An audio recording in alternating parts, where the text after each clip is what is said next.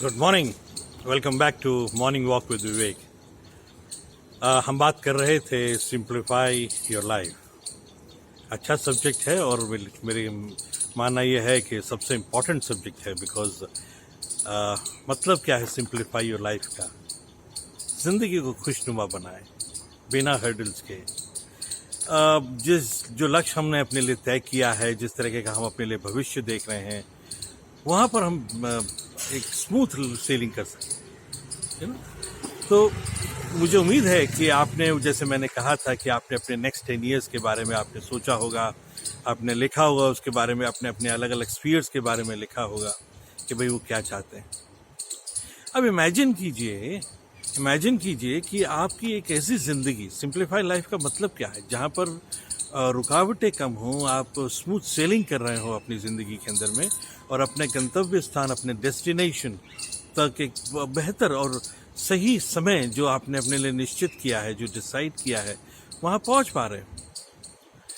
You know what, उसके लिए हमें विजुलाइज करना, ये प्लान करना बहुत ज़रूरी है। बिकॉज मैंने कहीं पढ़ा था, majority people do not plan to fail but they fail to plan.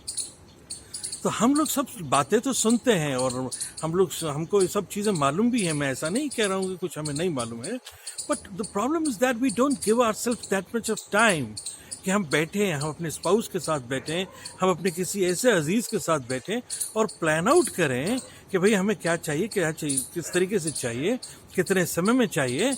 और अब हम थोड़ा सा ये देखना शुरू करें कि अब उसमें क्या क्या चीज़ें हैं जो हमें लगता है रुकावट।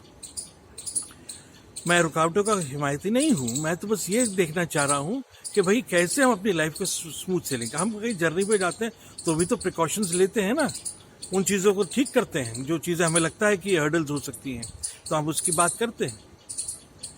माइकल एंजेलो से एक बार किसी ने पूछा था कि आप इतनी बड़ी खूबसूरत कलाकृतियाँ, इतनी स्कल्पचर्स कैसे बना लेते हैं, तो वो कहता है कि नहीं, इसमें कोई बड़ी बात नहीं है। I just chisel out what I do not want. मैं बस उन चीज़ों को हटा देता हूँ अपनी कलाकृति से, अपनी जो स्कल्पचर, जो मूर्ति वो बनाते हैं, जो उन्हें नहीं चाहिए होते हैं। तो उनकी कला जो है वो एक खूबसूरत पिक्चर देने की नहीं थी। वो कहते थे मेरे को जो चीज़ नहीं चाहिए मैं उसे हटा देता हूँ, एक खूबसूरत कलाकृति बाहर निकल आती है। कितनी खूबसूरत बात है। तो अगर हम अपनी ज़िंदगी के अंदर में भी उन चीज़ों को हटा दें जो हमें नहीं चाहिए, तो अपने आप एक खूबसूरत चीज़ निकलेगी। हालांकि मैं हमेशा ये कहता हूँ कि अगर हम तकलीफ़ों पे ध्यान देंगे तो तकलीफ़ें ज़्यादा मिलेंगी, अगर हम मुश्किलों पे ध्यान देंगे तो मुश्किलें ज़्यादा मिलेंगी। बिकॉज हम जो चीज़ों के बारे में सोचते हैं वही हम अट्रैक्ट करते हैं। तो मैं यहाँ पे थोड़ा सा एक रिवर्स लेकर चलना चाहूँगा कि देखिए खुशनुमा ज़िंदगी क्या है। और जब आप ज़िंदगी को जी रहे हैं ना, तो जो चीज़ें आपको लग रही हैं, और अगर आप पलट के देखें, थोड़ा सा अपने आप को बैठ के सोचें कि नहीं, ये मन में ख्याल आ रहा है कि ये शायद ये हो सकता है, उसको लिख लीजिए और उस पर काम करना शुरू कीजिए। चलिए कुछ डिस्कस करते हैं क्या क्या चीज़ें हो सकती हैं। सबसे पहली चीज़ है आपकी बॉडी, आपकी हेल्थ।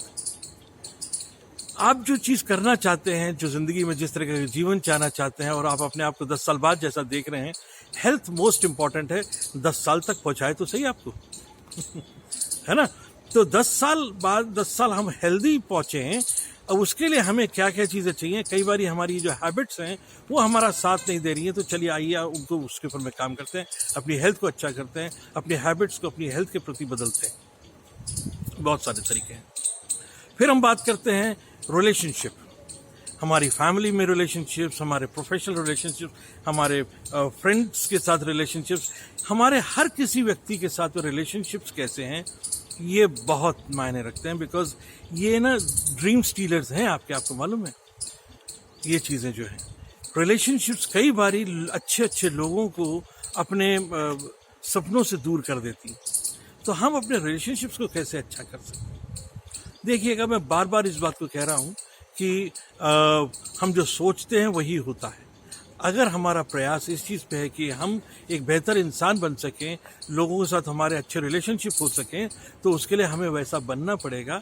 हमें हमारी पीपल स्किल्स हमारी बेहतर होनी होंगी। हमें उसके लिए शायद हो सकता है कुछ किताबें हमें पढ़नी पड़े, अपने कम्युनिकेशन को बदलना पड़े, अपने सोच को, अपने एटीट्यूड को बदलना पड़े, व्हाटएवर इट मे बी। देखिए, मैंने एक बार पढ़ा, कई जगह पढ़ा, इनफैक्ट एक बार ही नहीं, मैं तो ये कहूँगा इस किप्रोस को मैंने सुना कि उन्होंने कहा कि हम वो हैं जो हमने चाहा था। आज हमारे पास जो भी कुछ है यही तो हमने चाहा था। तो मेरे को बड़ा असमंजस हुआ इस बात पे कि नहीं, मैंने तो ऐसा नहीं चाहा था,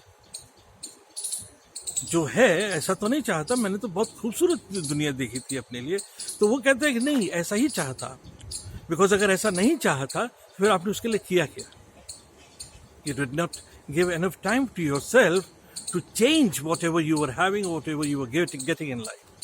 तो इसका मतलब यह है कि you were happy, you were satisfied with whatever you're getting. तो आपने यही तो चाहा था।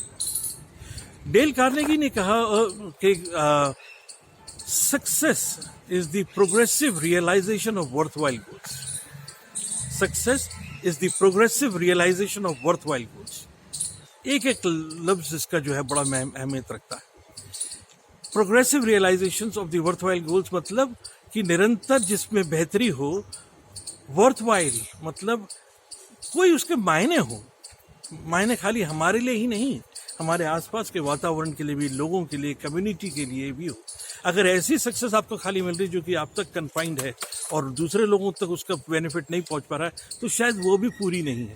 जैसे कि एक सड़क पे अगर आपकी खुशी ही अगर आपका गोल है कि मैं खुश रहूं, तो एक सड़क पे भिखारी है वो भी खुश है ना? तो फर्क क्या है?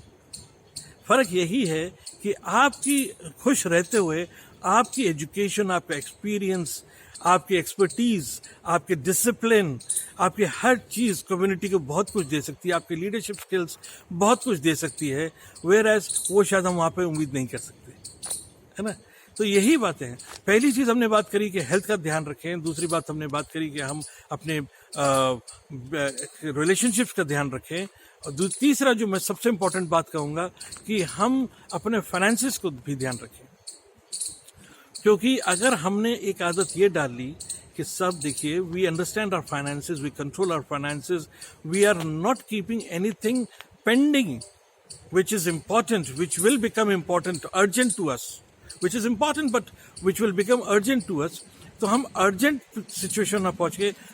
हम अपने फाइनेंसेस को देखना शुरू करें, नंबर 1। नंबर 2, हमें कभी भी ऐसी सिचुएशन ना आए कि हमें पैसा देना हो किसी को। पैसा देने से मतलब क्या है, इसको समझिएगा। कई बारी मेरे को बड़ा चैलेंज होता है जब मैं बिजनेस करता था, उस समय एक ट्रेडिशनल बिजनेस के अंदर में था, और मैं जब अपनी पेमेंट्स के लिए निकलता था तो एक बड़ा ही मेरे को विरोधाभास मिलता था उसमें कि कुछ लोग ऐसे होते थे जो जब मैं उनको पेमेंट साइकिल आती थी तो वो पेमेंट उनकी तैयार होती थी और पेमेंट उनकी फटाफट पहुंच जाती थी।